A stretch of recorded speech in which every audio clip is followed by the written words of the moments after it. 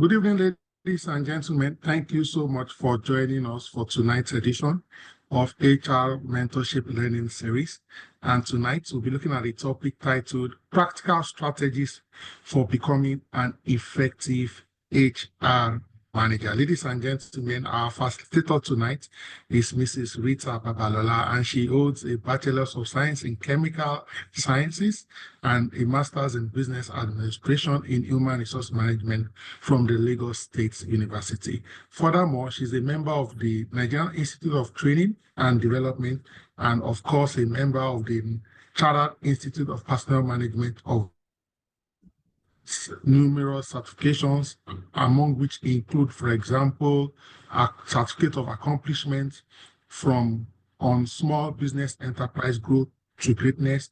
Also, she's a Charlie Blair Mentor Foundation set up by the wife of the former British Prime Minister, to help female entrepreneurs launch, manage, and grow their businesses within the first 6 years. Ladies and gentlemen, she has undergone both local and international.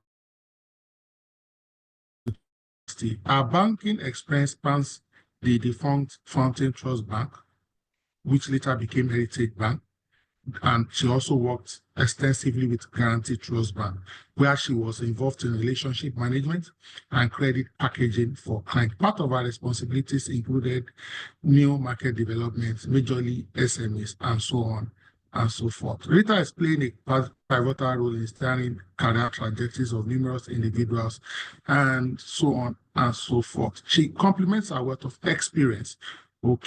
She's a life coach, and she is the founder and managing partner of Beacon Gate, the consulting firm, which was recently awarded as Outstanding Corporate Brand for the year 2024.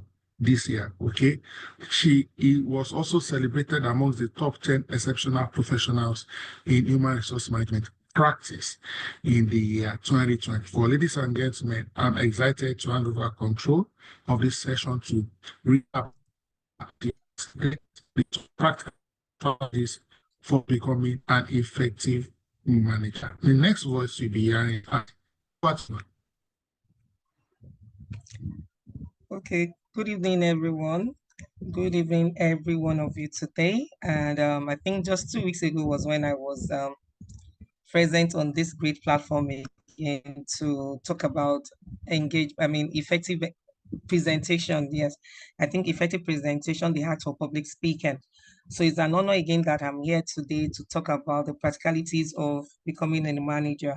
Okay, so Professor Adeosun, Dr. Adeosun, this is what I've done before. When we talk about managers, a lot goes on in being a manager. And for most of us, we just feel that, especially if you work in small businesses, small, medium-sized businesses, what you see is a case of people calling you manager, even with 2 years experience, 3 years.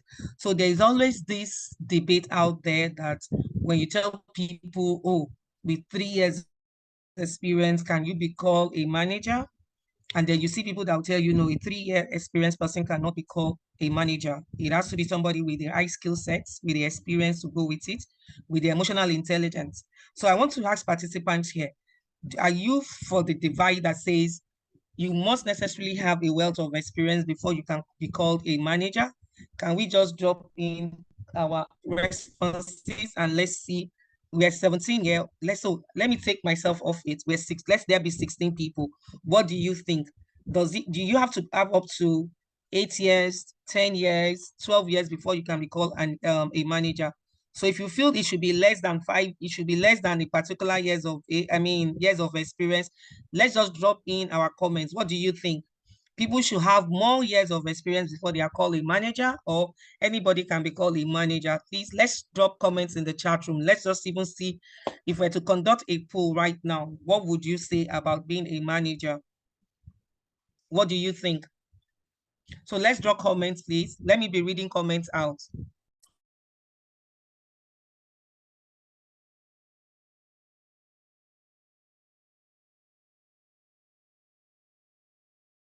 Okay, so let's see comments come out there. I'm waiting for people to drop. Thank you so much. a comment, not necessarily Victor Agu, but leadership and knowledge is essential. 3 to 5 years can work for being a manager. What do you think? Can we drop more chat? Let's even do a poll among ourselves. Do you need to know more? What do you think? Are you part of the divide that says you must have like 10 years before you can become an effective manager? Or do you think you must have lesser years of experience to be a manager? Oyeniran is saying, I think the skill set and your level of experience matter for you to be called a manager. Okay, so this is two different divide right now. Moyoade is saying you must have the necessary skill set to be able to, and level of experience really matters. But then Victor is saying it's not really necessary. Okay, so let's have more comments. I need 2 more people so that we can move on. What do you think? Dr. Adeosun is saying you can become a manager straight from school, but maybe not necessarily every individual. You know, there's always that thing too that says a leader's born or a leader's made. So it's just something in that scenario. Then Etsini is saying it depends on the way individual has developed capacity. Yeah, I think so too. I mean, I'm also of the school of thought that sometimes for some people, it's lesser years of experience because of the early exposure. And for other people, even some with 10 years of experience does not mean that they can be called a manager, in as much as it is the capacity to be able to absorb things. So Rachel is saying exposure and practical experience in HR with 3 years experience upward. Okay, so the topic has been made out to be practical strategies for becoming an effective HR manager.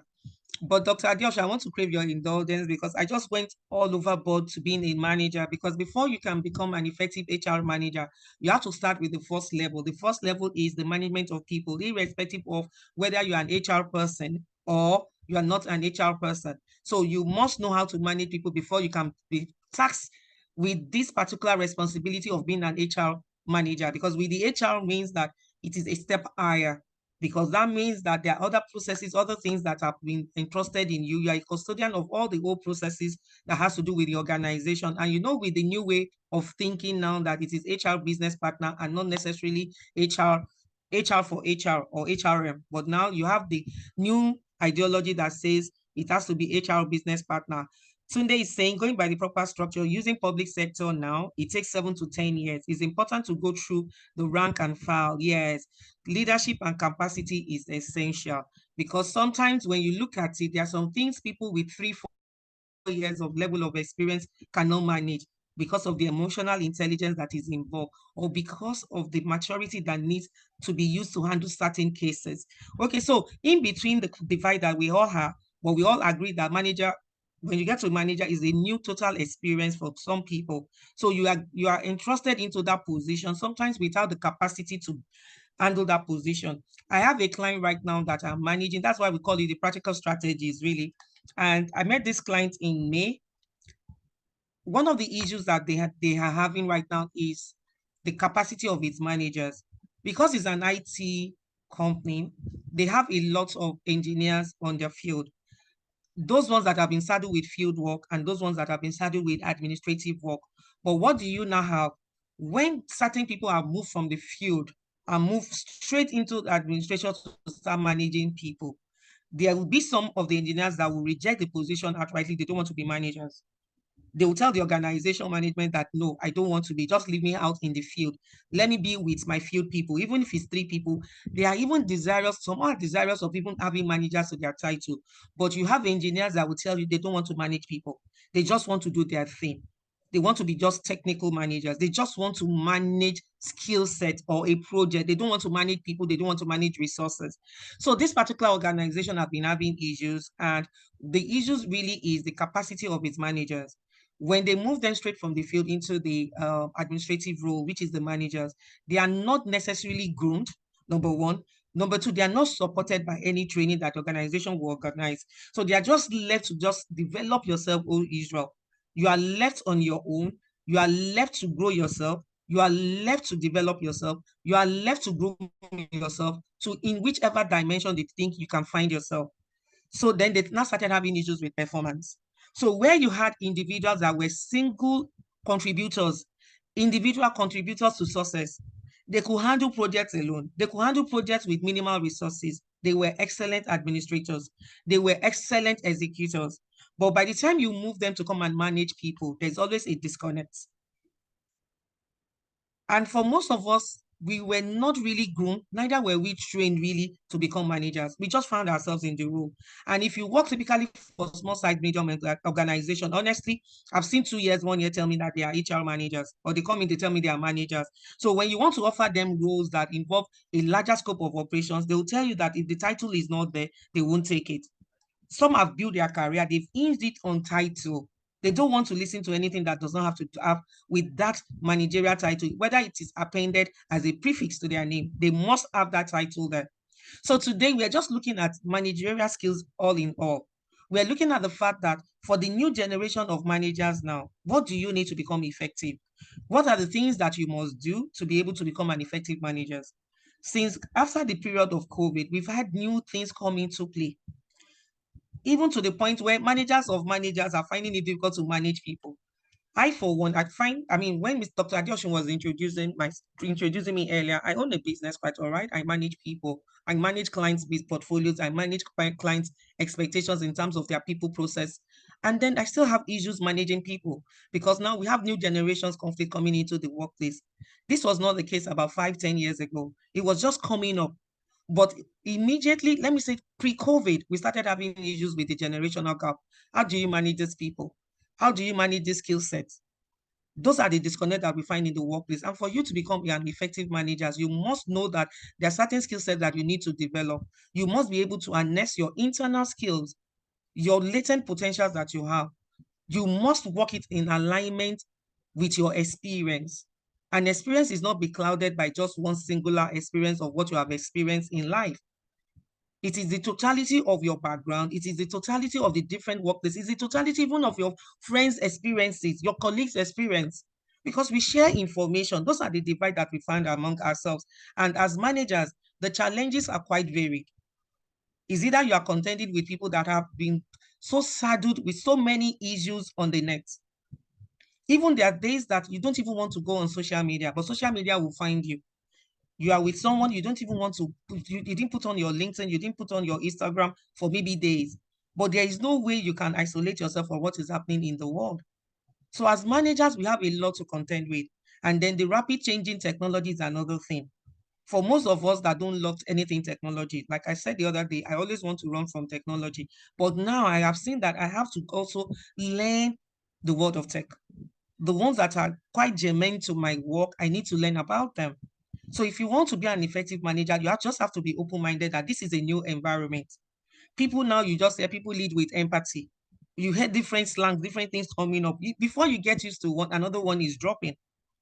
So we are in a varied world where we need to equip ourselves with our own way of thinking and then changing them in reality with workplace scenarios that are happening to us.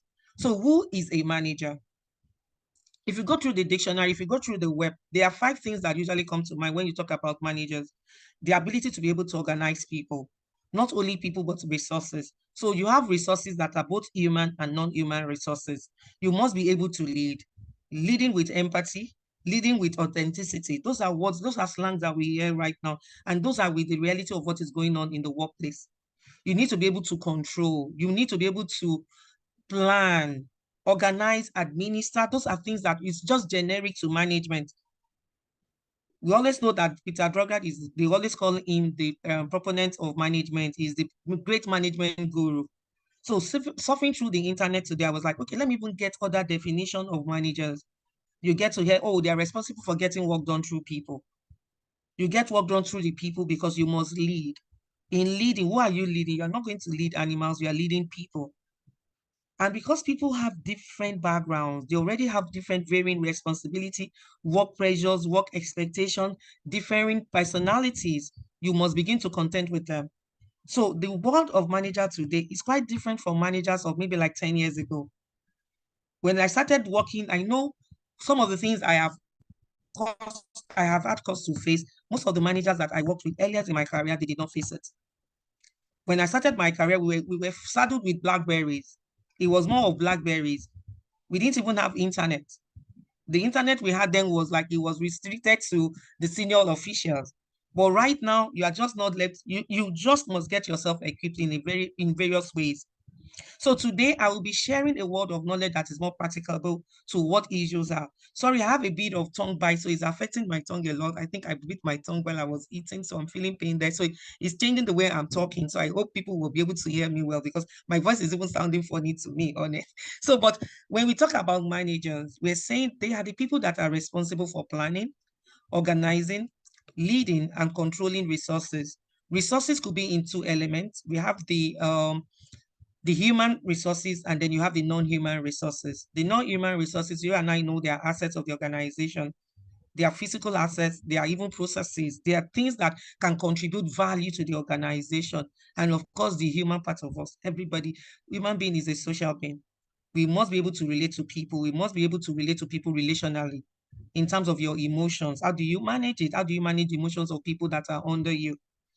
Then in key responsibility, like I said, we have the planning. If you're a manager, do you even set goals? Do managers, do your present managers, do they set goals? If you're not a manager yet, how do your managers operate? How do they deliver tasks? How do they share or communicate with the team? Sometimes we feel that it is not necessary to plan. It's not necessary to take the team and just let's walk through the process together. So for you to be an effective manager, you must be alive to your responsibility. And one of the responsibility of managers is the planning. We all know that you must plan. He who plans to win in life must also plan to set goals. You must have goals. You must have priorities. You must have objectives. You must have vision. So as a manager, you must be able, when the goals have been cascaded from top down, when it gets to your hand, you're also setting goals for your team. You are setting actionable plans for the team to be able to follow. Number two, you are also organizing resources, allocating them in the minimal way that you think it could make impact. You know, when you're talking about Pareto's principle, you're using 20% of everything to achieve 80% of the greatest impact. So you may even lack resources or limited resources. You are using that resources, you are planning it like a budget. You are planning it to make more impact. So I was in a gathering some days ago and I was telling them that most times, okay, so that was on Wednesday with African women, I think some network of entrepreneurs and professionals, they were doing their fifth annual general meeting. So I was called to speak on handling handling crisis in the midst of chaos, and managing HR in the midst of chaos, managing people in the midst of chaos. But then one thing I told them is in this midst of chaos, there's always a semblance of sameness. There's always a semblance of uniformity. There's a semblance of calmness. If you only stop and pause and think, pause and retrospect. So you must be able to allocate, when you allocate this resources, it may not be enough.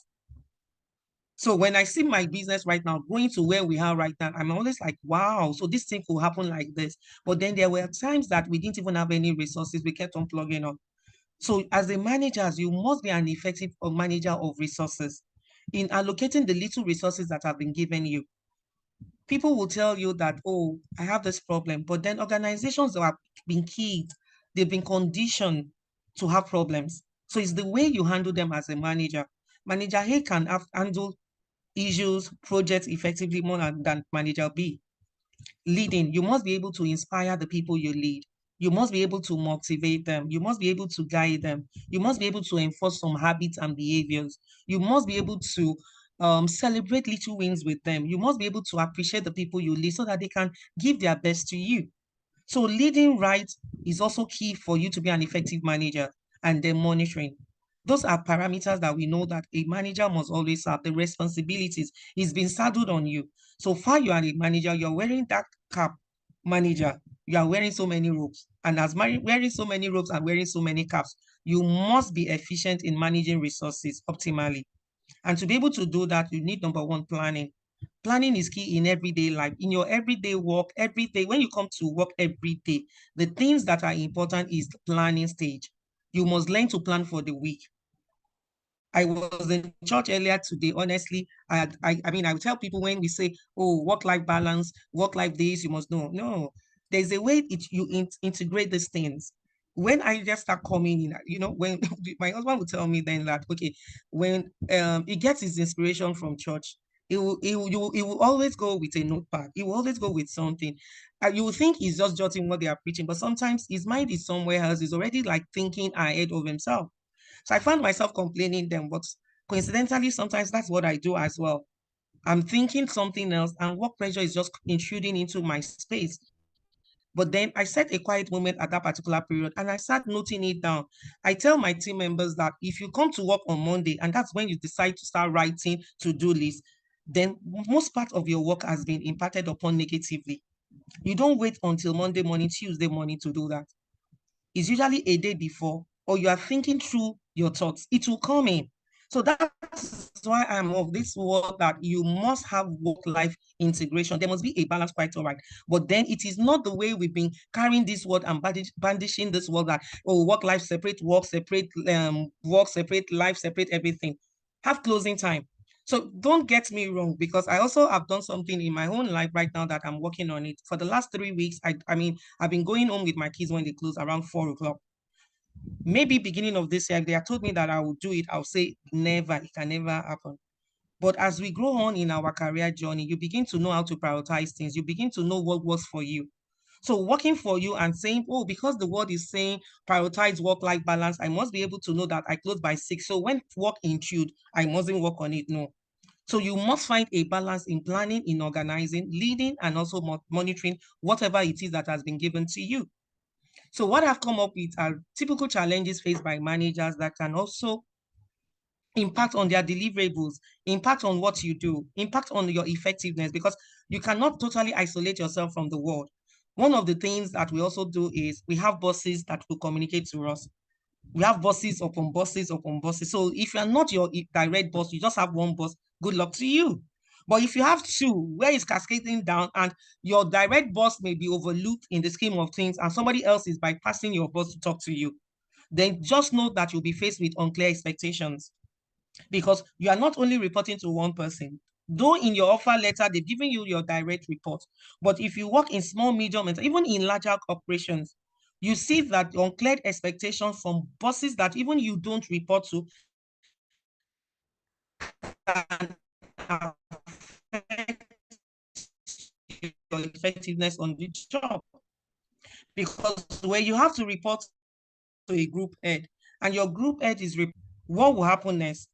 You may get called one day or suddenly.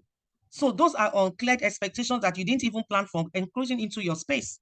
So you may need to check yourself and see that, okay, when unclear expectations come in, what are the things that I can do about them?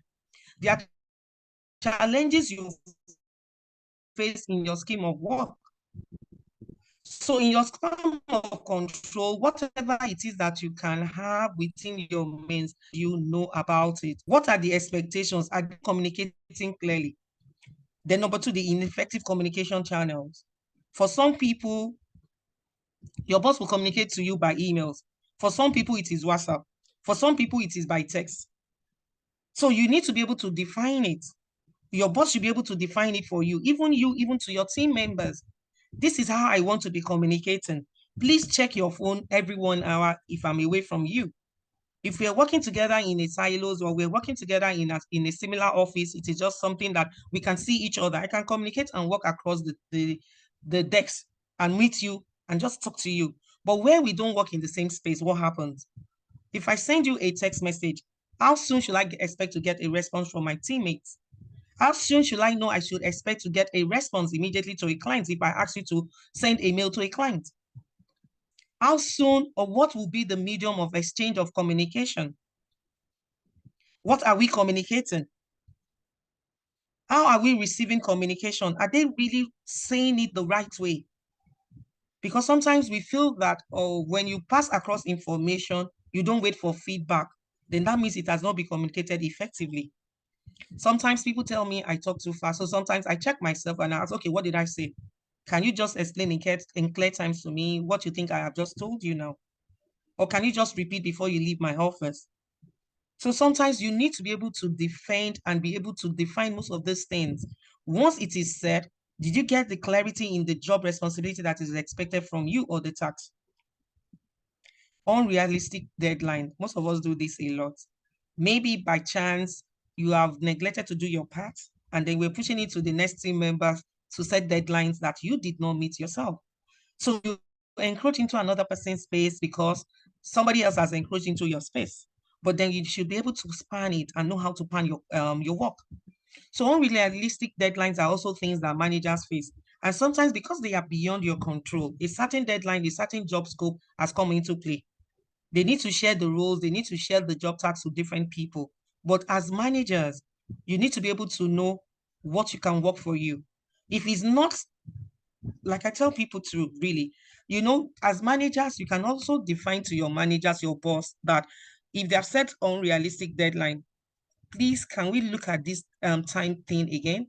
Do you want me to push it further? I don't think I'll be able to finish immediately. If a deadline has been set and you feel that you cannot realistically meet it, always good to always say things out. Don't try to absorb it and then fail to deliver. Try to let them know that this is what is happening. You have a lot of tasks ahead of you. Please, can I push this time to maybe Thursday? Today is Monday. Can I push it to Tuesday night? Can I push it to Wednesday? So for unrealistic deadline, there are things that you can do. In as much as we know sometimes because of job exigencies, they do happen. But what is our response to it? Don't let your team members go on believing that they can do it, even when you yourself know that they cannot do it.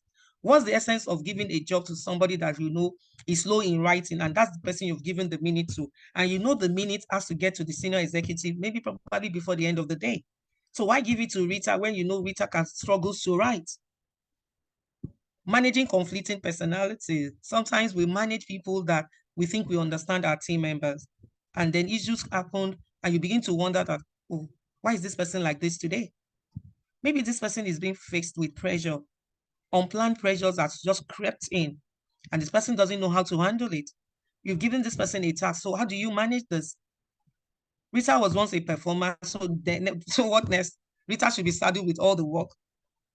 So, and then tomorrow, Rita can come in and just like, maybe family exigency happens, I may not be able to do it. This is school runs period. Maybe Christmas time, my kids will have different programs in school. So you just look at your work dynamics, look at the team dynamics as well. What is happening to the challenges? What are the challenges you are facing? And how do you think you can handle them? I tell people challenges are part of life, even as the managers. In as much as you have them, it is to plan for them. It's to be proactive about those challenges that matters. Because there are things that are beyond your control. Once they are beyond your control, you don't need to beat yourself about them.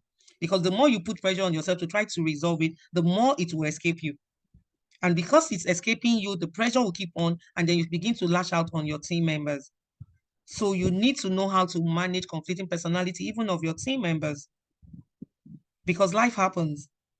We have divorce, we have trouble with marriage, we have financial issues, we have relationship issues, so many things. The unresponsive team members, those are challenges that you have, especially when one of your team member is close to the powers that be. When one is close to the owner of the business and is the owner of the business brother or sibling. So they want to do and undo and unmar your personality, authority. They want to mar everything you say. They're always ready to give you times 2 of whatever it is you've said. Or do you have those kind of people that are always checkmating you? Before you say one, they've said 2. They want to prove that they are even more brilliant than you. Maybe they missed out on the promotion. Or by way of life has happened, they moved to another department when promotion was happening, maybe like 3 or 4 months before promotion or 6 months. And maybe they missed the promotion and now you are meant to be their boss. We've seen cases where you're a group of friends and one of you is promoted. And then the other team members begin to make life difficult for the person, probably because the person is new on the team. So how do you handle that? So those are one of, cases of challenges that managers will definitely face in the course of work. Then the technology. We have frequent technological changes. The rapid changing world of technology is also making it so difficult for some managers to cope with work expectations. I do interviews sometimes and I'm seeing managers, I'm seeing people with higher level of experience. Some don't even know how to handle Zoom. Maybe like 2 years back, let me say 2 to 3 years back, people found it very difficult to handle Zoom. Some even up till now cannot manage Team, some video conferencing app. They find it difficult to manage some things because they've never seen themselves operating it. As you are getting used to one, another thing is happening. So as a manager, you need to be open-minded about technology. It has come to stay. How do you even measure the people under you if you're working from home? How do you know they're up to the task? So most of this has been developed by AI. You need to get used to them. Different model, time scheduling apps that you need to use. So there's no way you will still not get used to most of these things. Then misaligned priorities. Your priority on the jobs is quite different from the organization own. Or maybe you have personal values that are not in tandem with the work mission. If the organization is making you to lie a lot, there are some organizations that you find yourself in places like your core values that are being tampered on every day because you are meant to face pressure from clients. Maybe the organization is struggling financially, and they've asked you to start lying about the fact that, oh, some inflows are coming in, some receivables are coming, receivables that you know that they are not even coming in, but you have to face clients, you have to lie about them. And then even the organization, too many priorities, goals. Today they come up with new priorities. Before you get used to it, another set of goals is happening. Another set of strategies are happening. You want to look at, oh, 2025 is approaching. Did we monitor 2024 strategies? What work? What tactics do we have? What objectives have been achieved? Are these going to affect 2025, or are we just going to follow through on new ones when we get to 2025? As we walk into 2025, by March already, they are changing the priorities again. So as you are settling in to saddle your team members with work, another set of priorities is happening. Then you are looking at limited resources. I've said much about the limited resources, that sometimes even when resources are limited, you find yourself struggling to achieve more for little. You see yourself, budget is tight, whether in terms of time, whether it's in terms of financial, whether in terms of people, but they still expect you to do the best. So you see people, oh, do they want me to turn water into, do they want me to turn stone into bread? Do they want me to turn water into ice? How do they want me to do these things? But effective managers, sometimes you see, I've seen organizations that will tell their managers that I don't care how you do it, what I want is results. What if you were to happen to work in that organization? What would you do? How would you handle that? Would you simply give up and say, oh, there is limited resources? I've seen people manage few and they turn it around. I've also seen people have more, but they can't even work with it. So we must know in life, even as managers, that will be faced with varieties of issues. It's also the vagaries of life that you cannot, isolate yourself from. So here I have put everyday life things. What do you think about as a manager? People will still want you to succeed in your place, but then they'll still want you to make impact on the people that you are leading. So much is expected from you as a leader. So you're also looking at your personal effectiveness, thinking on how you are going to manage your scope, thinking about how to manage your time effectively. You have your children to take care of. You have your family. You have so many information, economic issues, stress. Are you telling me what is happening in Nigeria is not affecting you? Are you telling me what is happening in your neighborhood is not affecting you? In some neighborhood, they'll tell you that you cannot come in by 10 or you cannot leave by 5 o'clock. I've seen neighborhoods, I've heard series of neighborhoods that you cannot leave before 4:30. So imagine working in a further place, maybe like Lekki, and you're staying on the mainland or staying in Ikeja, and you want to leave by 5 o'clock. You're contending with so many things. So even yourself, even as a first-time manager, sometimes we have ourselves like doubt, moments of indecisions coming, moments of doubt coming, moments of fear. We see that happen in the life of managers. How do you want to market yourself? How do you want to present yourself? Just this afternoon, while I was looking through the slide in the afternoon, somebody was dropping it me, oh, ma, I'm looking for a job. Can I send you my resume for you to look at? That's a manager already looking to develop herself. So then going to work the next day, you're meant to manage people. You're still meant to appear normal. So how do you manage yourself being normal? How do you manage people? How do you come out effectively so that you know you have managed people very well? So one of the 3 imperatives I tell people that can make you know that you are really simply managing yourself well and you have taken control of yourself is the managing of yourself. Self-management. That's number 1. Number 2 is managing your boss, your immediate boss. And the third one is managing your network, which is your team members and other people around you. Your network, your vendor could be your network. Your contractors could be your network. Other managers of other departments can be your network. The team members are your network. So number 1 thing to know that it is for you to become an effective manager is to manage yourself. Some people will let you know that you have to be emotionally intelligent in terms of self-awareness. Who are you? What do you represent? What are your drivers? What fuels you? What motivates you to work hard? What motivates you to give your best in your job? What drives your passion? I was interviewing someone, sorry, about 2 weeks ago.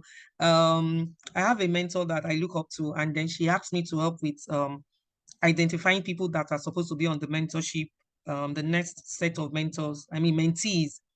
And one of them simply was just talking about, I want to simply be the best. I want to simply be the best. And I asked him that all the questions I've been asking you, you've been radiating everything around, I want to be the best. What's your goal? I want to be the best. What is this? I want to be the best.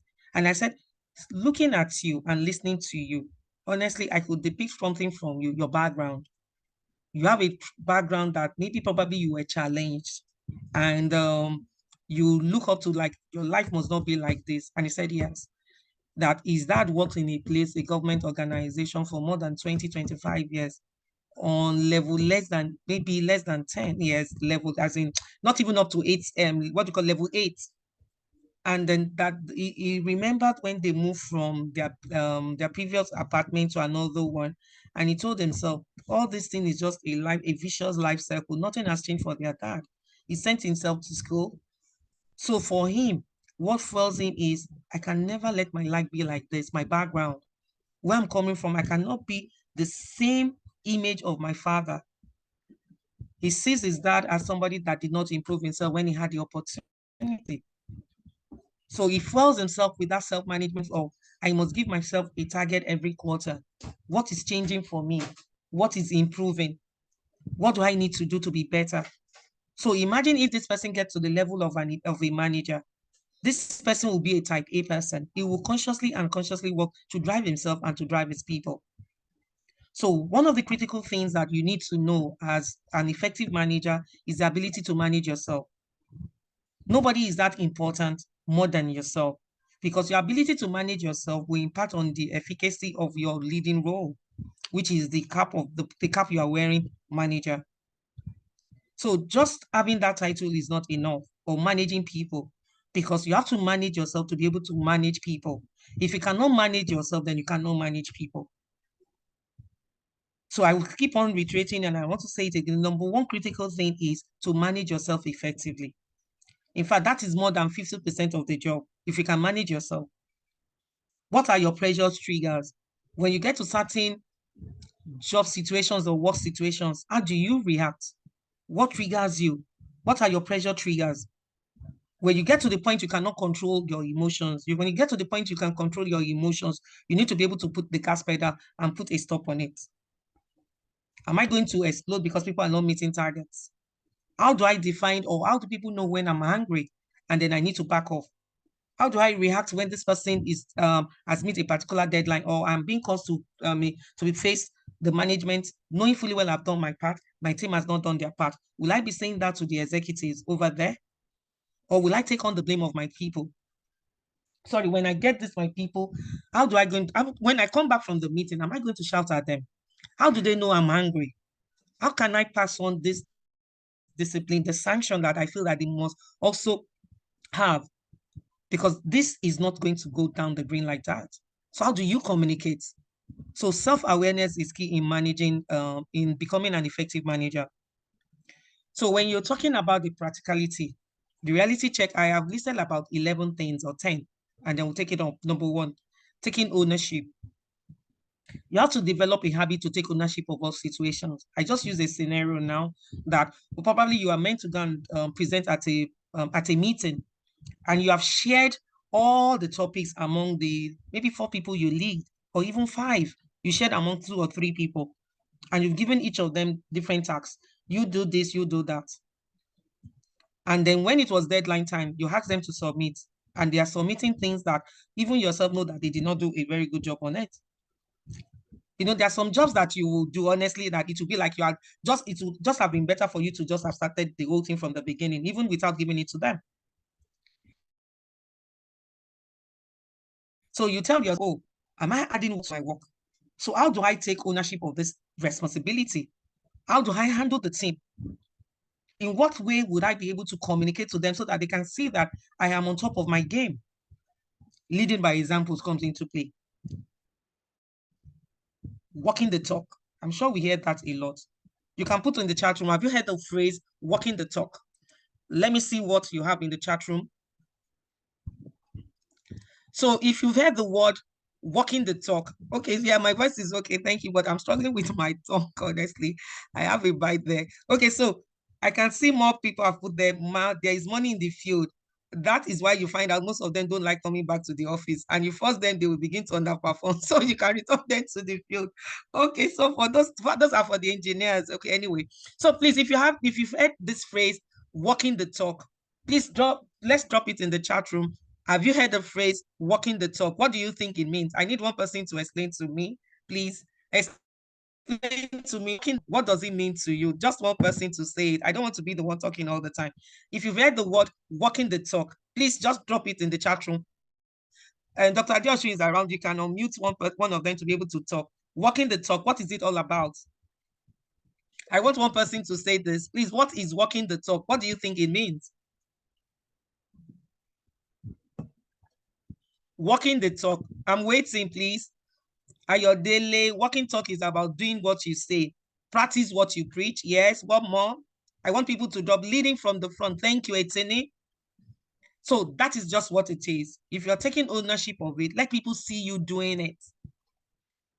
2 weeks ago, in as much I own the business, I don't try to isolate myself from the team. I went to one of the offices and I look at the drawers and I'm like, why is the drawers like this? And immediately I knelt down. Honestly, I knelt down, started looking at the files, and everybody started running around. I'm like, what is wrong with you guys? There's no work that I cannot do. There is no work I absolutely cannot do. I know they should have done it, but maybe one of them is just feeling that, oh, they should do it. But honestly, I took charge of that. What would I call the drawer? I took charge of it and started clearing it out. When they saw me, they stood up, they wanted to clear it out. I said, no, I'll do it myself. So when I do it, then I expect that from the next moment I've done this particular work, everybody will be up to it. I have taken ownership of that. They may think that to show you that there is no task that a leader cannot do. You must lead. You must take the lead. We've been putting and procrastinating, putting files upon files. There's some files that we don't even need there again. They have to put them in the archive room, but they still kept them there. But immediately I started looking at the files through. Everybody not even most, everybody stood. I took care of that situation, just showing them that you can take ownership of it. So if you are leading a team, don't let any task look like too basic for you. Don't let any task feel as if you have reached your pinnacle, you cannot do anything. And that is why sometimes in some organizations, especially bank, they'll tell you, oh, senior executives are moving from head office. They are going into the branches to do tailoring. They want to be able to meet with clients. They want to be able to interface with clients that are coming into the bank. So take ownership of all situations that you find yourself. Once you do it, your team members will do the same. So that means that you will not broach any excuse for any work. Because if you can do it, any one of them can do it. Then number 2, set high standard. Where what we repeatedly do. Excellence is therefore is not an act, it is a habit. We do them repeatedly. So let this be your watchword from the get-go. The reason why it has to be, the setting of high standard has to be from the beginning is because once you lower your standard, asking them to meet up to your level again will be very difficult for you to move up. So you must start with that high standard. You must set goals. Ensure that those goals are set from the beginning. Let everyone understand where you stand and that you will not compromise on any value addition. There was a day we dissatisfied a particular client and I had to apologize. And one of the team members was like, oh, this particular client is always giving us pressure. And I said, no, the client expects high value. He expects value addition to his business, to our business. And I said, so if my client expects excellence, therefore I will demand excellence from my downline. My downline too would demand excellence from their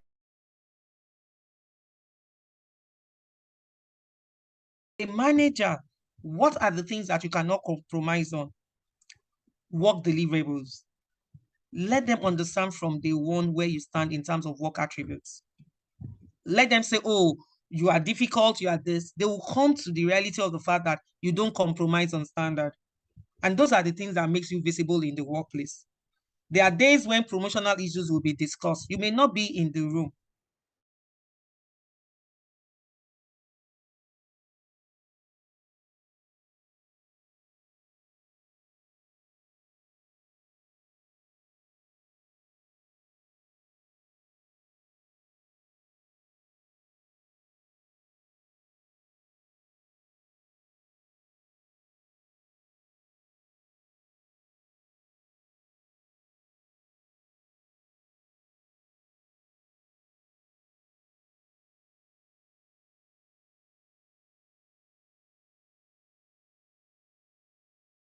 3, mastering act of filtering. Mastering act of filtering. Learn how to prioritize your skills. Learn how to prioritize your tasks. Because at the end of the day, when you're mastering the act of filtering, that means that whatever it is that you want to do, you're using either time blocking method to be able to separate the important, the urgent, not important, not so urgent, or not important at all. So learn to filter things.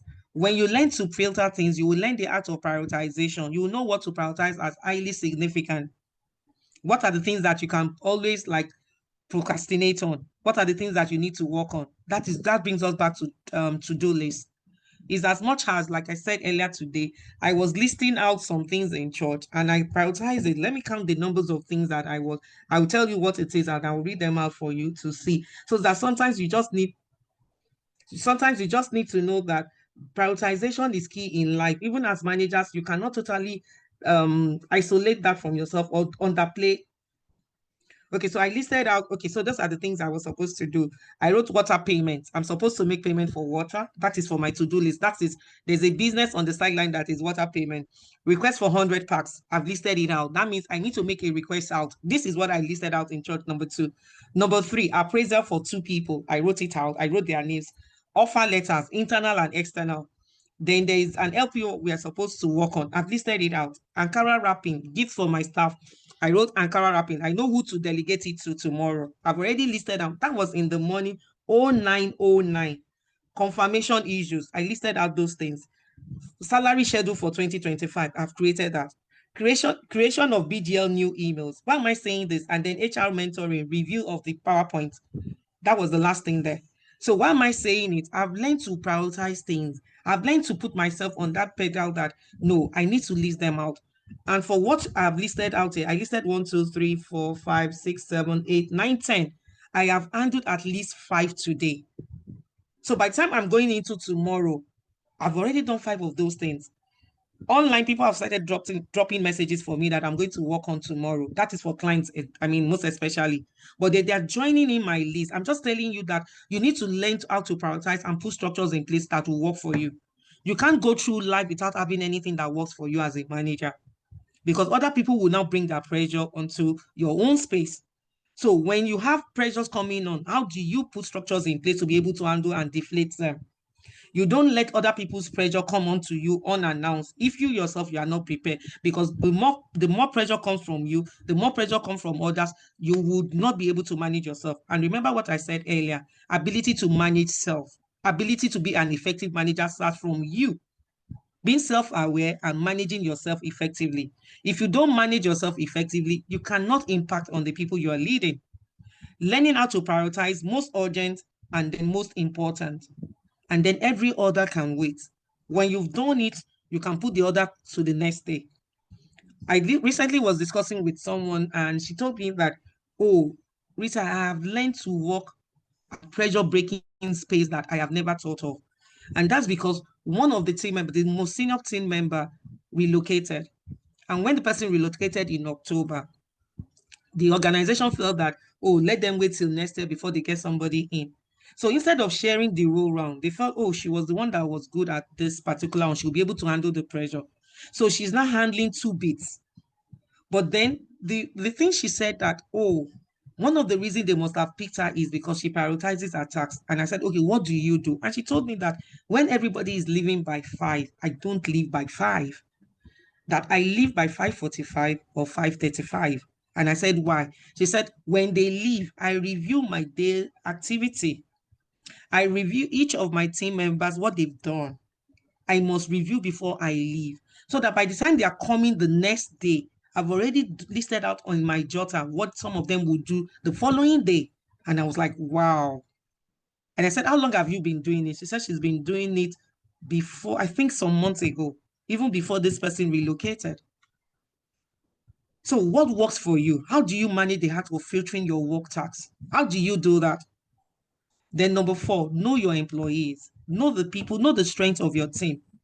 Know how you would get the best out of them. Know what motivates them.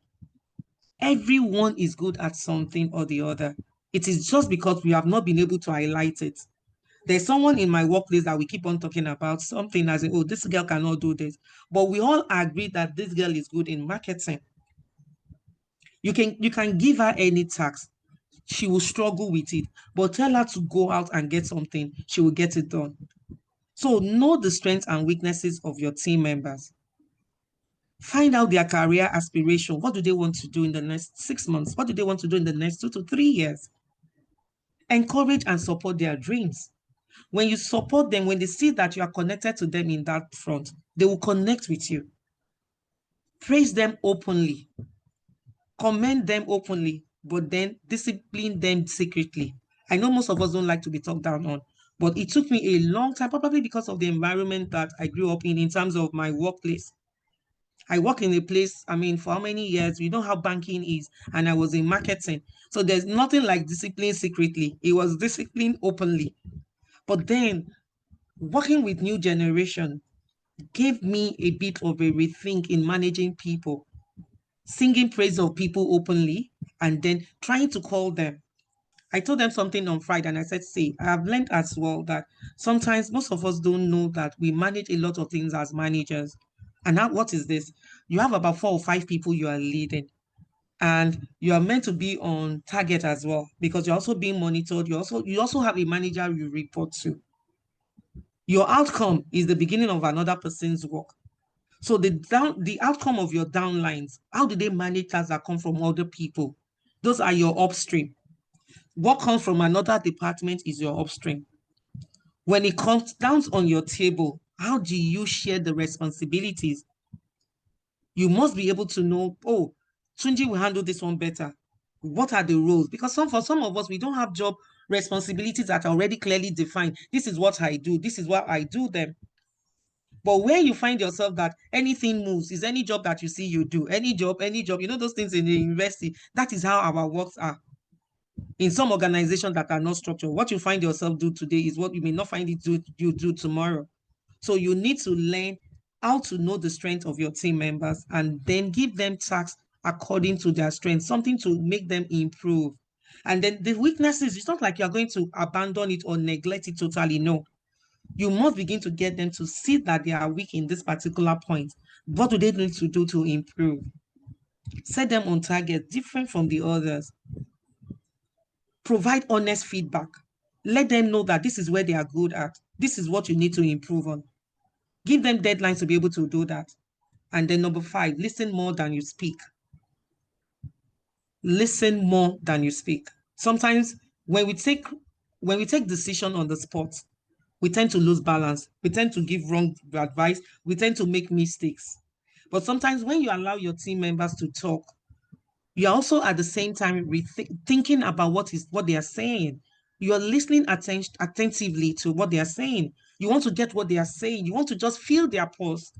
So it's not all the time you must say, you must give command. Let them talk. Let them be able to say one or two things about what is going on in the organization to you to be able to give you feedback. Because when you listen, you have more time to get to get more options. Because you seek more clarity from them. Because you know when I think it's this habit of highly effective people seek first to understand than to be understood. Seek first to understand than to be understood. Give yourself time to filter whatever it is that they are saying. Okay, this person is talking. What's this person saying? Because sometimes they may not be able to say everything with their vocal cord. They may actually be talking with their body. So if you are not paying attention to them, listening to what they are saying, you may miss out on some stuff that are equally important or imperative for you to make that decision. Then when you listen, you learn more. When you listen, you gain more clarity. You learn more from them. So they'll be able to entrust you with more. But if all the time what you do is give command, give instruction, give this, you tend to make them look as if they are mules. You need to be able to make them trust you, to be able to confide in you, and then give you, in fact, from talking to them, you can even get better options. So the next one is continuous improvement. You must keep on learning. As an effective manager, you must know that the onus is on you to develop yourself. The onus is on you to be able to never stop learning. Never think that you have arrived at a particular pinnacle. because new things are happening every day, new knowledge, new skill set. You must learn how to manage this. And one of the ways that you can continuously improve is just what we're doing here. Attend webinars, attend programs, knowledge sharing sessions. Sometimes, in as much as it is, I tend to, like, in a month, if I don't attend HR mentoring webinar in a month, at least I will attend one. But mostly, I would maybe 2 or 1. You will see me on a monthly basis. There is no one that in a month that I will not attend one. I have made it like, I mean, Dr. Delsu can bear me witness. You will see me even in one class, you will see me. Once I would always want to make it as a matter of fact that, okay, what am I doing? Even if it's 1 hour, 2 hours on a Saturday or a Sunday, you must show up, learn. Learning is contagious. When you do that, your team members will also learn, will also seek for knowledge. Knowledge itself, when you have it, impacts on the work deliverables. It does impact on the value of the deliverables. It impacts on the quality of your outcome. And that also becomes like they are more critically open to receive. Because with books, you learn to open up the world, you learn to break frontiers, you learn to see things beyond your present perspective. You learn to see what perspective, you learn to see so many things. When I try to put myself and mark myself with some of my colleagues that are still in the bank, I don't think I've missed much. After all, like 2 weeks ago, maybe 3 weeks ago, I was there to give, I was in one of their strategies on the mainland for 2 days, Friday, Saturday. And I mean, I interacted with them and I spoke, and people were asking, how do you cope? How do you do this? And I'm laughing. The bank built me, but then I built myself, because not all the time would the organization invest in you. You must be ready to invest in yourself. As a manager, you have the responsibility to invest in yourself. Never stop learning. Learn to read. Learn to volunteer. I have 1 or 2 people in HR mentoring that sometimes they call me, oh, do I have anything for them? And I'm like, okay, I have a project. Can you guys handle it? Sometimes I'm like, okay, I can, like, oh, let's work on this together. But if they did not come out to ask, I don't think I would have offered in the first place. So I'm not saying come to me. I'm just saying that those are venues for us to be able to learn. Then build a support network. Learn to speak to people rightly. Learn to talk to your colleagues, your downlines respectfully. Treat them with respect so that you can gain their trust and then earn their respect. You may need to call upon them in moments of need. So learn to build relationship with your stakeholders, your team members, vendors, clients, and even other managers, because you may need the backing of, you may need their backings later on as you progress in your career. Look at it that you have, like I just said, I never get stranded because I have learned to build a team of network. Some time ago, sometimes I'll just send a text to Dr. Adeosun and say, please, do you have this? Can you help me send something like this? And he will send it. Those are my support network. So as a manager, what support network do you have? You have a project in the workplace and you can't even handle it, and you keep on postponing it. When you're out there, if you have a good support system, you can reach out to anybody. So please don't be an island. Don't just isolate yourself from a network of people. So if you've not started building intentional relationship, try to make it a reality for yourself now. Try to build a web of support network.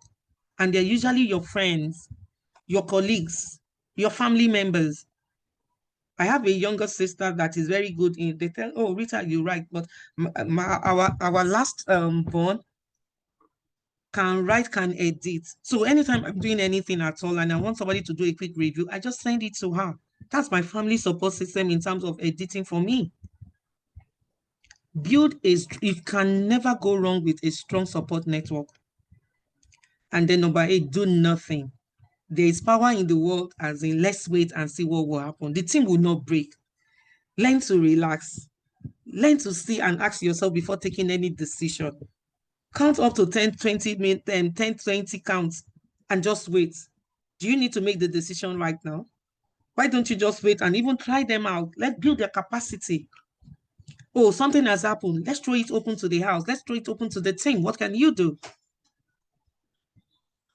What can you do? What can happen? Nothing can go wrong. Okay, let me see. But I know some people would say, oh, but delaying too much can also be risky. Yes. But that's why you learn your prioritization, knowing what to filter, knowing what to say. Let me just hold on and see what will happen. Because there's always a moment to reflect, meditate, pause, retrospect, and then see what will happen. Let the team members handle the it for a moment and see what kind of solutions they will come up with. And then number 9, seek feedback. Act of feedback. Do not be afraid to ask for feedback, and always use this to your advantage. Pick the positive one, good, commend yourself with it. The negative one, the ones that you need to work on, improve of them. You've not gotten a teacher. If 3 or 4 people are telling you this is how you are within the team, then that is how you are. Don't cause fear. Don't rule with fear. Don't manage with fear. Don't manage with fear. Just be open-minded to receive feedback, and it will do you a world of good if you're open-minded about it. And then the next one is set expectation. Your expectation from them, let it be known, let it be clear, let it be concise, let it be consistent. Don't keep on changing the rules. Don't keep on changing the goalposts. Understand your key processes. What are the key processes that they need to understand so that you too also understand what work task has been given to them? What is important in those key processes that they need to depend on you? What are the things that they can work on without your input? Know what happens in the upstream, like I explained earlier, and the downstream of your team. How is success measured? How do you want to guide and lead your team aright? You have to define that and also set that clarity from beginning. So communicating clear expectations. People can't do a great job if they don't understand expectation. When requests are vague or when jobs are vague, the results are likely to be what? Something different from what you expect. It's likely to be different from what you expect. And why is that? Because when they are not smart enough, when they are not specific, it becomes a problem. Your expectation may be different because of the way you've communicated it. So I use this thing, I read it in a book then, and I've always used it, ODC. They call it the outcome, deadline, and the clarifiers. What is the outcome? You are trying to pass on a message to the team in terms of a task or a particular job expectation. Make sure those roles have been given. You've clarified what you wanted. Then what about the outcome? Do they know what you expect from them? Provide as much clarity as possible. If you need to write it down, write it down. What is the purpose? Why do we need to do this particular task? Why must we meet this particular task at this point in time? Why do 2 people need to do this? Do they even understand why they come to work every day? I tell people sometimes most of us go to work just because we know we want to earn salary. We don't actually know why we go to work. Some for them, the outcome is just the salary. So you have to set priorities right and let them know the outcome of any job that you want them to do. Write it out if it needs to be written out. Send a voice note if you need to send voice note. Don't micromanage them and be on your toes with them all the time. Number 2, set deadlines that are smart, that are quite firm, specific deadline for completion. Not the one I need the report soon. That is vague. If it's soon, what is soon? Is it 3 hours time? Is it 4 hours time? Is it tomorrow? So you need to be specific and ensure that there is a deadline that has been set. Tomorrow is more specific. At what time? Next week when? Next week Wednesday. Oh, Thursday by 5 o'clock. Thursday, don't give Thursday. Thursday, what time? Is it morning, afternoon, or evening? Your subordinate may be thinking, oh, it's tomorrow. Okay, probably before close of work.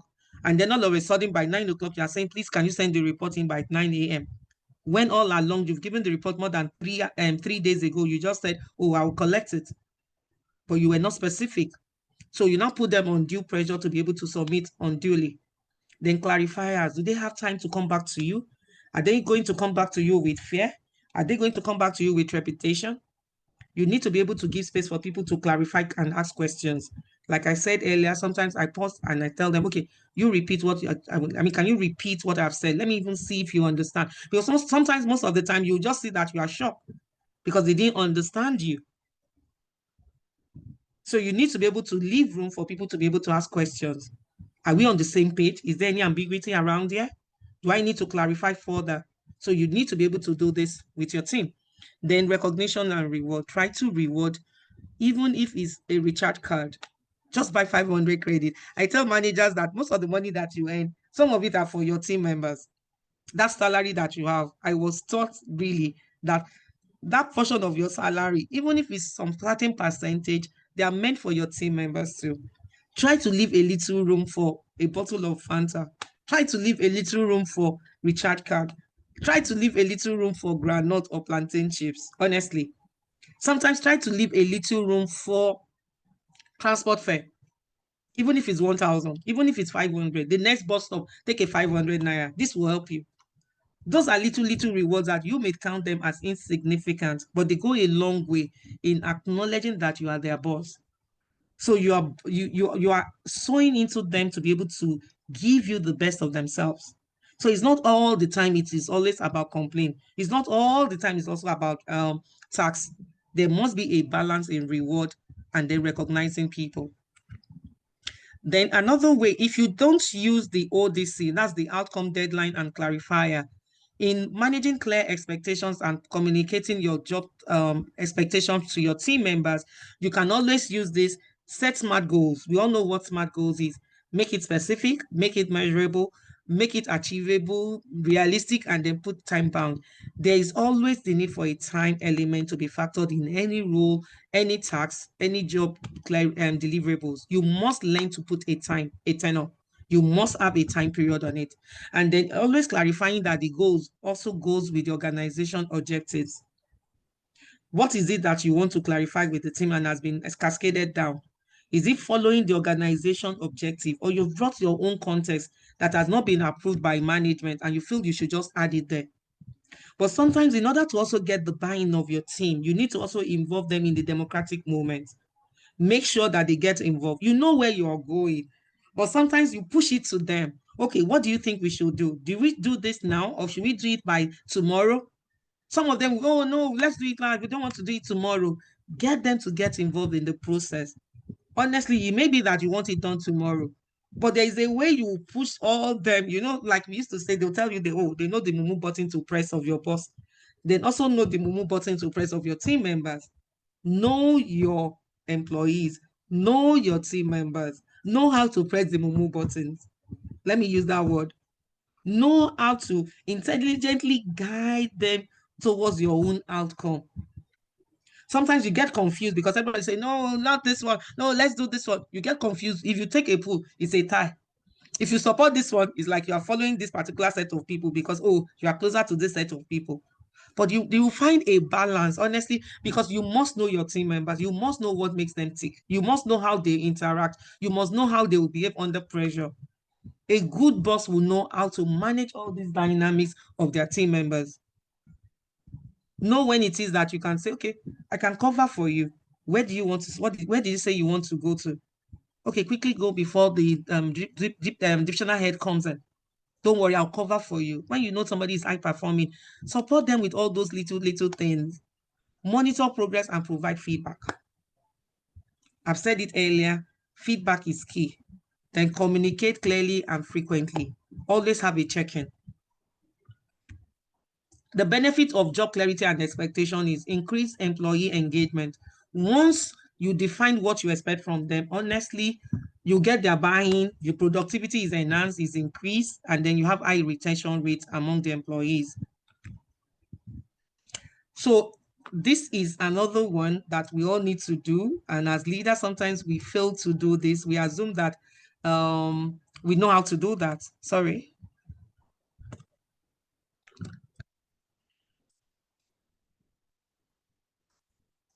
I'm trying to change my slide. Okay, inspect what you expect. How do we do this? Simply after you've designed what you expect from them, sometimes it can be OKR, sometimes it can be whatever it is the task may be. You have designed it. You must have regular progress review. Review it. Then by adjusting it, that's number two. When you're adjusting, that means that you are supporting the team in meeting the deadlines, in meeting whatever task or responsibility you have assigned to them. You are also building connection. You are empathizing with them. You can do it. You cannot do it. Oh, BC, you can do it. I know you can. Oh, Shagun, let's move this. Oh, no, Shagun, don't worry. Let me give this to Adebisi. Adebisi will do this because it's a team. You're picking up the good vibes. You're picking up the ones that are struggling. You're moving on to this other person. You're building their strength and their capacity. And then that's also the opportunity for them to hear you and for them to also know that they are being heard. Oh, Bimpe, what are you struggling with? Oh, let me see it. Don't just give the task and delegate and just leave it till the end. There are some good ones that you don't even need to check anything with. But it is not micromanagement if you decide to call them one by one. You have a project on Monday, you're meant to submit by Thursday. There's nothing stopping you in calling them by Tuesday. Okay, you come forward. Let me see what you have done so far. Oh, let me check what is it you've done. Don't wait till the end result so that you don't get surprised. There are some people you don't need to check in with. But for most times, always do yourself this justice by going in to check once in a while. It is not micromanagement. That is also your opportunity to give and gather feedback. I can do it. Oh, no. Oh, something happened. Something delayed me. Oh, my laptop was hanging. I could have finished it since. That laptop needs to be changed.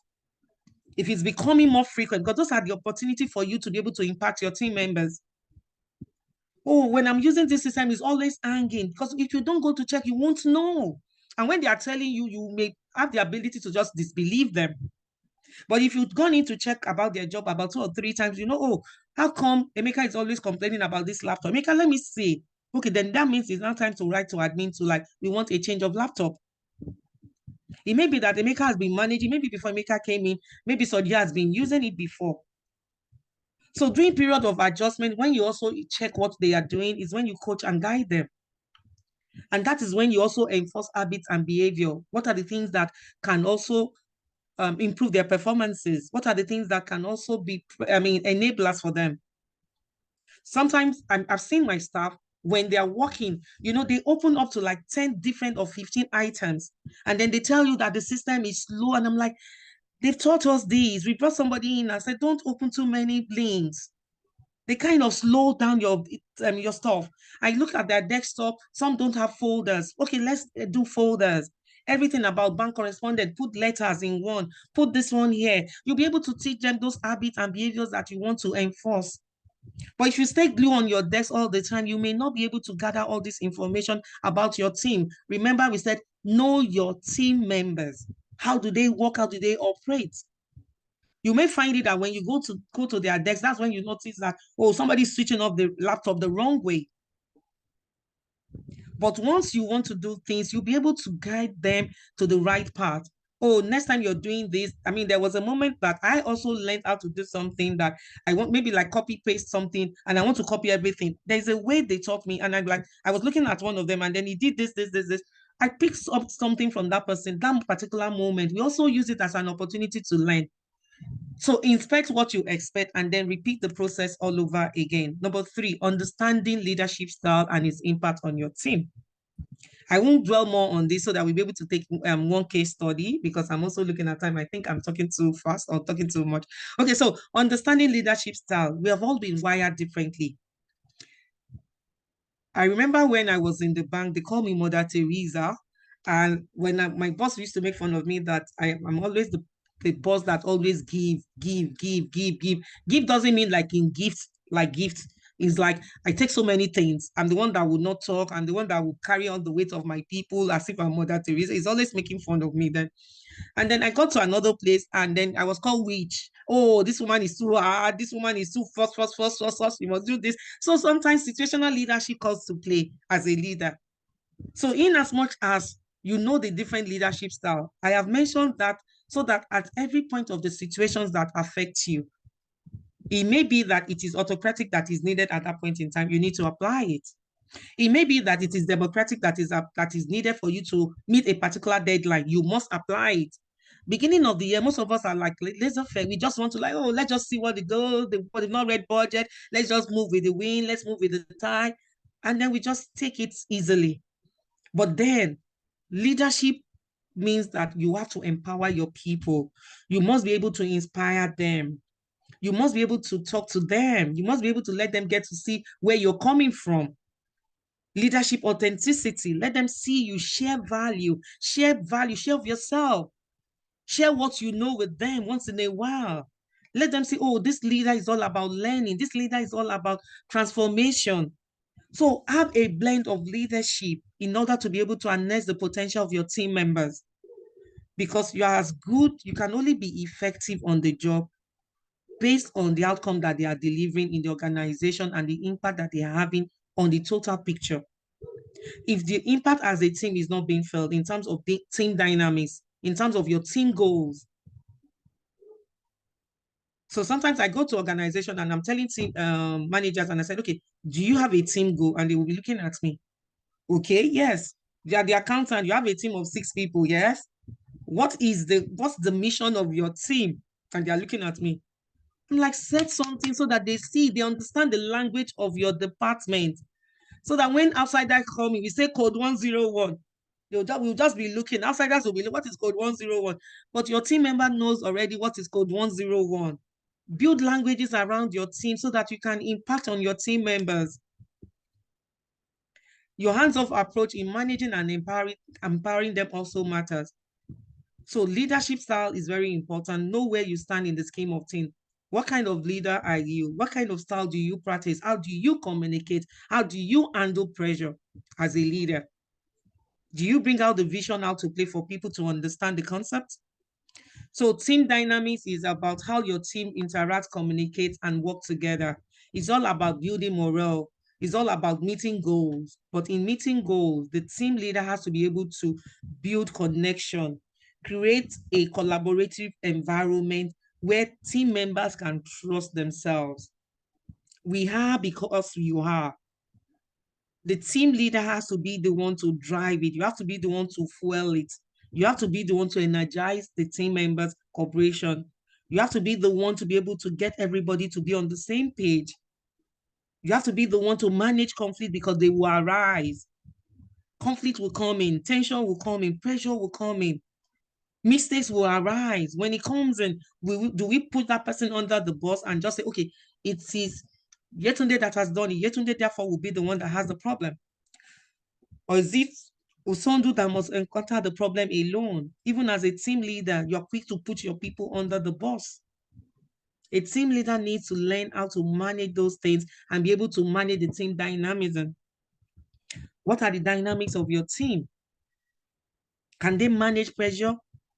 How do they manage mistakes when it arises? Do we single out one person for the mistake? A fall of one person is a fall for all. A win for one person is a win for all. Do we have that kind of language? The team leader has the power to be able to drive this. It is your lifestyle, it is your leadership style that will work on your team. I'm not saying lifestyle as individual lifestyle at all in terms of economic dynamics. No, I'm saying lifestyle in terms of your leadership. It is what you want that you'll be able to sing. If you want them to dance to your music, you have to be able to do that work, balancing it. And then in manage them, you need to lead by example. Demonstrate the behavior and work ethics that you expect from the team from day one. Communication, articulate the goals, the vision, and then also let them see the clarity in it. Then empower your team to be autonomous, to be able to make decisions on their own. When you are not around, can the team stand? Would they be taken over or roughshod over by other team leaders? Provide team feedback and coaching. I think all this has been said earlier. The only difference is that foster a positive work and culture. If you speak to them rudely, you create a culture of fear, trepidation. They won't be able to do things without you hanging around them. So you need to be able to create a culture of mutual respect. Respect begets respect. Communicate with them openly. Communicate with them clearly. Let them understand the tone. Let them understand your voice. Then be approachable. Be accessible to them. Not all doors. Sometimes we say, oh, we practice open door. My door is open, but the door is open, but then nobody can go in. What is the essence of having open and accessible door if no one can come in through the door? Because when they come in, they know they're shouting. You need to learn to manage your emotions so that people can relax around you. Factors affecting the team dynamics is communication, which we've explained earlier. Be open, clear, and respectful communication is quite key. Then trust. Trust is all the little part of your salary that will go into it. Honestly, you need to be able to give of yourself willingly. Money will go into it. I was conditioned in an environment where we're taught that no, that part of it, you have to give of yourself willingly. They must say that you're willing, you need to earn it. If you don't earn it, it's going to affect the delivery of your work. Then how you resolve conflict? Are you teaching to work more than Kehinde? Does Idowu know that, oh, he's also welcome as a member of the team? Or because my parents are not rich, I'm not also welcome? Or because I'm not married, am I like looked down on? Am I given the respect that other people also deserve? How do we resolve this conflict that is threatening the team? Is there a disagreement between the high flyer one and the one that we feel is struggling? Do we talk down on the one that is struggling? Do we have a code for that person? Do we speak bad or evil about that person? How do you now manage the interaction that the fallout will bring up? Oh, we failed in a particular task. The person that is at fault, would that person feel isolated for the next 1 month or the next 2 weeks? The person doesn't feel as if she or she should come to work. So how do you navigate such disagreements and challenges when they arise as a leader? You must know that all this doesn't come in from just managing people. You must also read. Reading exposes you a lot to different things, different perspectives. You can say any word language by just reading. And most of these conflict resolution things are not, I was in a group the other day and we were talking about managing conflict. And one of us said, no, because I'm ESCO does not mean that when there is a problem, I must meddle into it. I'm also of the opinion that we can resolve conflict within ourselves. It doesn't have to get to ESCO. But some people have the view that no, because they did conflict resolution as a second degree, every problem must be escalated to ESCO. But no, because our trying ability to manage pressure also come from the ability to manage conflict when they arises. Then the roles and responsibility. Sorry, can you hear me? Oh, sorry, I start my video. I'm so sorry. I didn't know I didn't start my video. Okay, I'm getting it. Sorry, I didn't know the video wasn't on. Maybe when the lights went off the other time. Okay. Okay, so this is a case study, one of the case studies. So we'll just create one case study and then we'll discuss about it. I have two that I've listed down here and then we'll wrap up. Okay, so let me read the case study on effective communication. Benga is a marketing manager at a large corporation. He noticed that two of his team members, Ngozi and Dolapo, were not getting along frequently. They will often argue during meetings and their disagreements were starting to affect the team's morale and productivity. This was threatening the life of the team. And then in order to resolve it, Benga called both of them together and was like, okay, instead of listening to their concerns or even knowing what it is, Benga simply told them to get along and focus on the task at hand.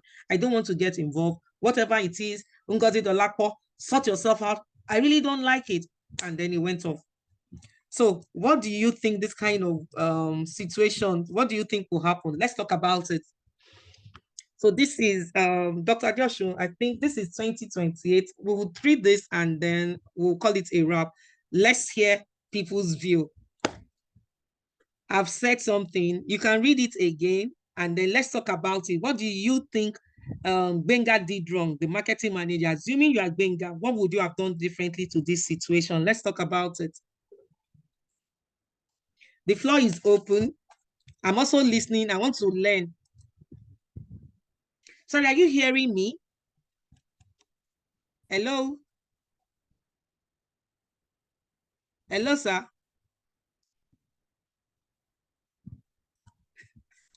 Okay, so you can hear me. Okay, so let's talk about it. The Fanta part eats. Yes, so they should be able to buy a bottle of Fanta, even if it's something else. Yes, spend money for your team members. Don't keep the salary to yourself. Okay, so please, this is a scenario that we have. What do you think? Benga, a marketing manager, has noticed that Ngozi and Dolapo, and they may be like, sometimes when those relationships want to turn into marriage, this is what we have, conflicts. One person is eyeing the other one, but they don't know how to say it. So tension is coming in frequently. Too much fight leads to love. Oh. I don't know if you know that angle. Okay, so please unmute. So what do you think Benga did wrong as a manager here? What should Benga have done differently? I'm done. Oh, so I'm waiting for people to talk. so that we can practicalize it. What should Benga ought to have listened to both parties and resolve the conflict amicably. Yes. So please unmute and talk. Let us talk about this. This is not a period to send text or chat. What do you think Benga should have done? We have managers here. This is your everyday issue. So let me begin to know the organization so that I can report to you that this is how you resolve conflict for your team members. Okay, so let's talk. Lawson has raised up his hand, sir. Can you please unmute? Okay, good evening. It's a lady, Good not evening. a sir. Okay, Okay. to me, I would like to know the root cause of the issue. Then get them to, yes, get them to settle themselves in front of me. If there's a need for each other to apologize, then going forward, if I notice that they still did not reconcile, if there is a way to maybe change them from working closely with each other, then I will do that. Hello? I don't know if you can hear Any me. other one? Hello, Lawson, thank you very much. Let's wait for others. I'm writing them down. You said know the root cause, to need to apologize to each other if there is need be. Then you may probably change them. That means change their work role if necessary. So any other suggestion? Any other one? Please let's unmute and talk. I don't want to read. I've been reading since. You should have called them separately and Okay, listened. Okay, so good evening. Okay, so good evening, sir.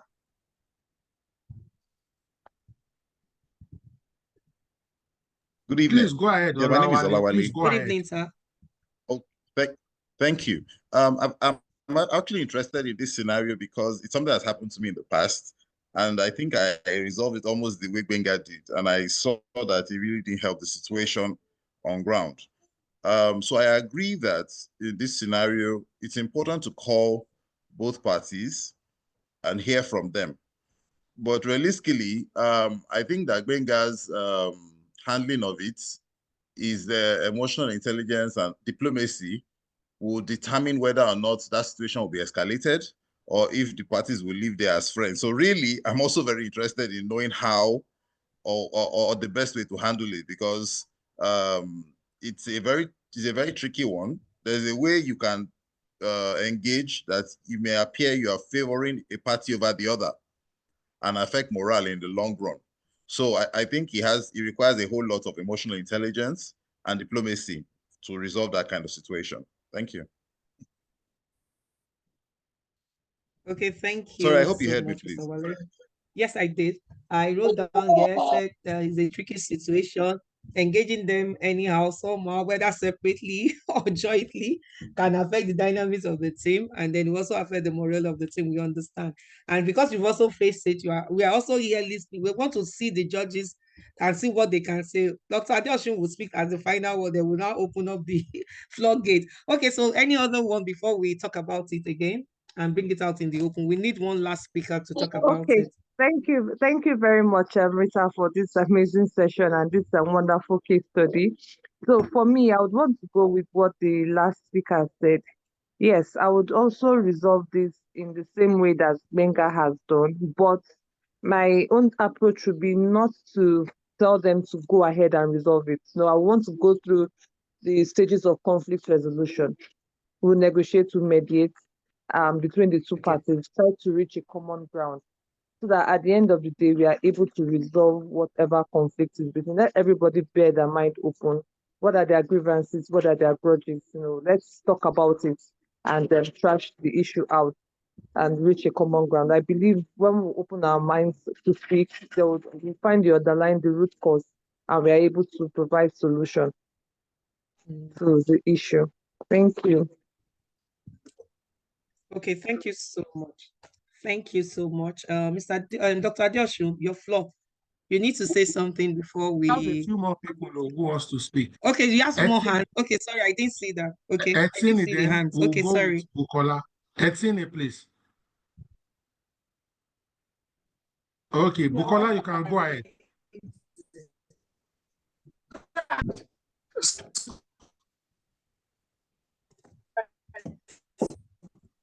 Oh, maybe his network is not good. Bukola. I think the network, yeah, the network is not so good. Am I not audible? You're breaking. Is reverberating. Let's go with Ayodele, please, or Moses. Good evening, House. Good evening, everyone. Good evening, Tag. Good evening. In my opinion, I would say first, the marketing manager should call the concerned person individually to hear them, so that when he calls them individually, they can bear out their mind and speak about what the issue is. So after speaking with them individually, he's able to get facts from each person's point, then call both of them together and discuss the issue with them, noting the root cause. And that way they are able to understand one another and what the issues are, and is able to settle accordingly. Then ask them to embrace one another and work together as a team. Where it still persists, he may need to call them again. Probably there's something they're not talking about. Probably there's an issue that is beyond his foresight, like something they are hiding or so. That way, once he's able to call them together, they're able to talk about it again. They are able to resort it. Thank you.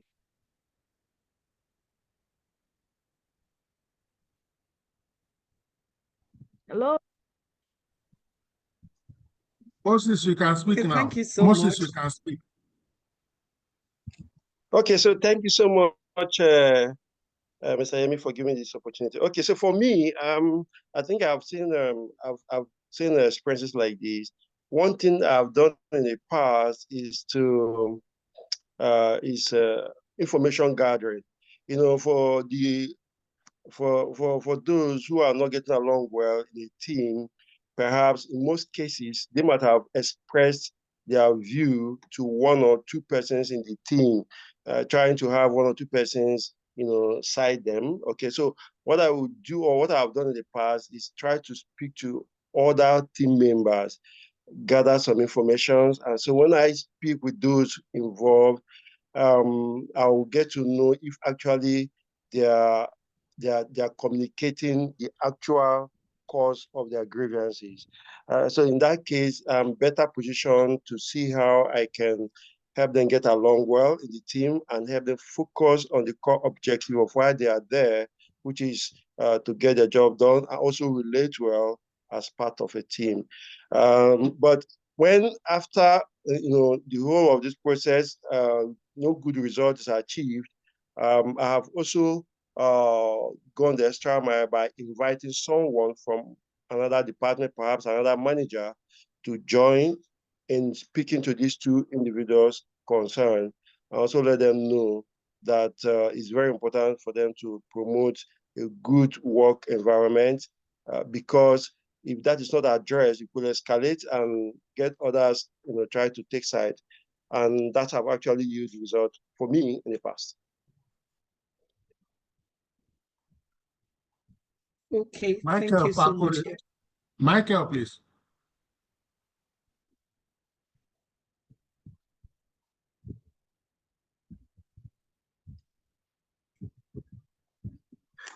Good evening, ladies and gentlemen. Good evening. My contribution is that Mr. Gbenga should not run away or sack his responsibility of resolving the conflict.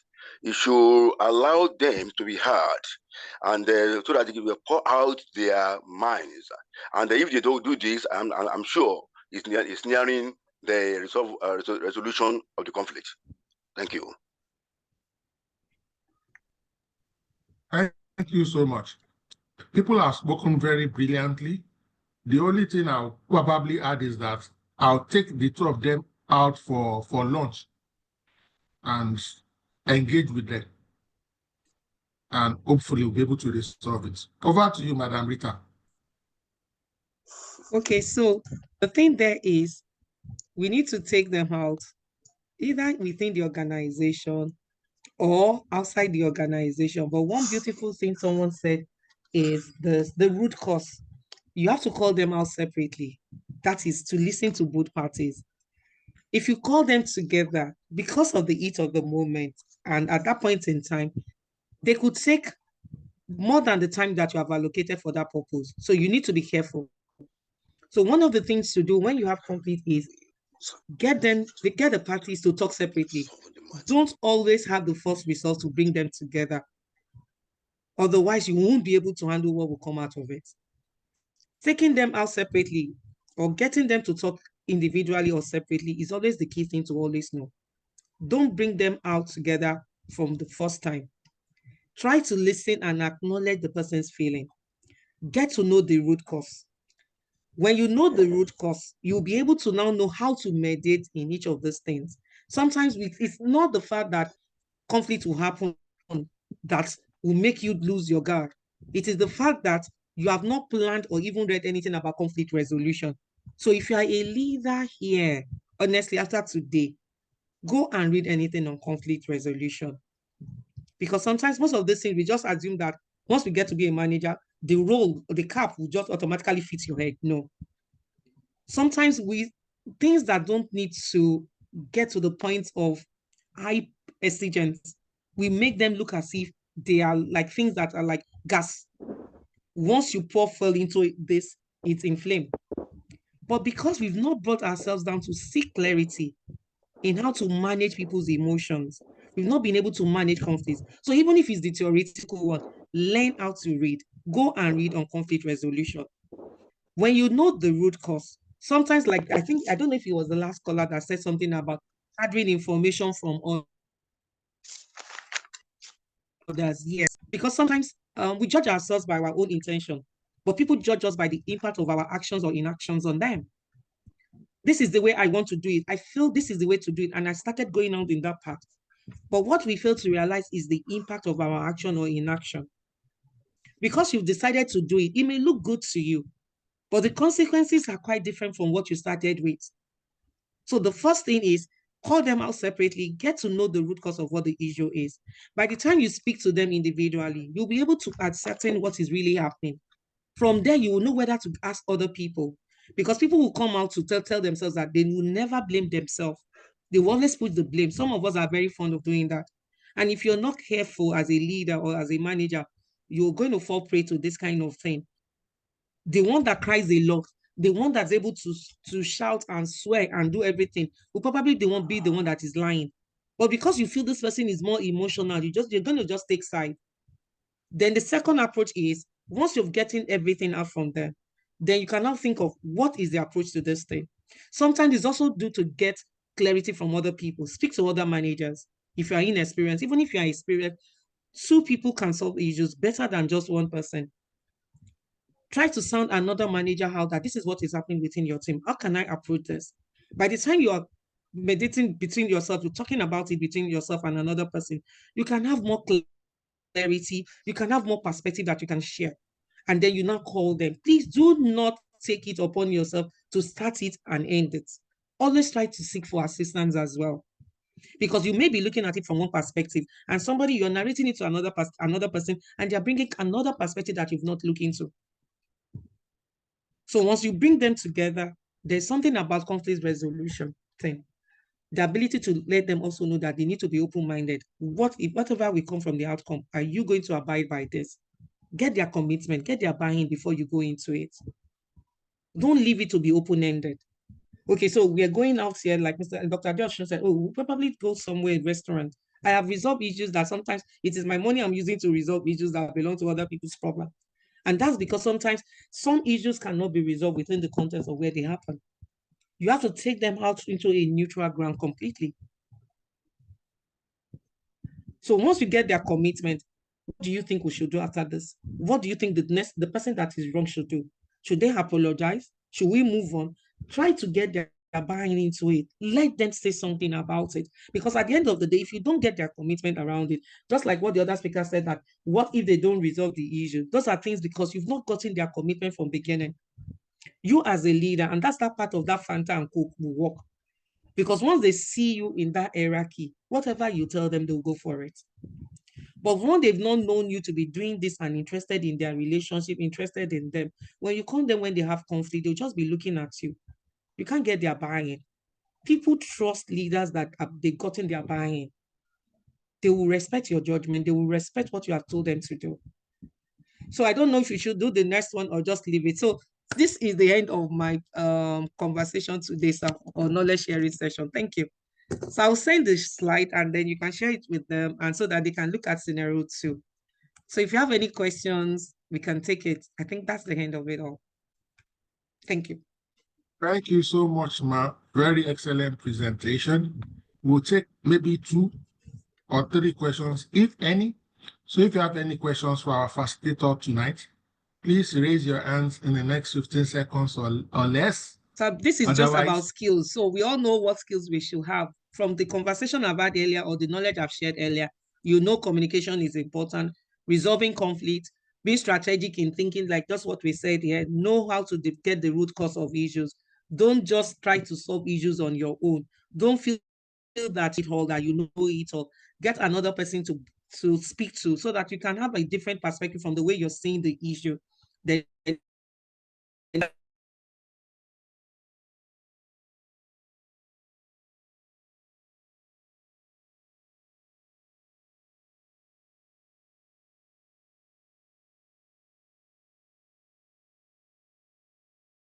ladies and gentlemen, I think it's a convenient space, time to end this conversation. Thank you so much. This has been very exciting. All right. Good night, everyone. Have a productive week, and permit me to say compliment of the season. All right. Good night, everyone.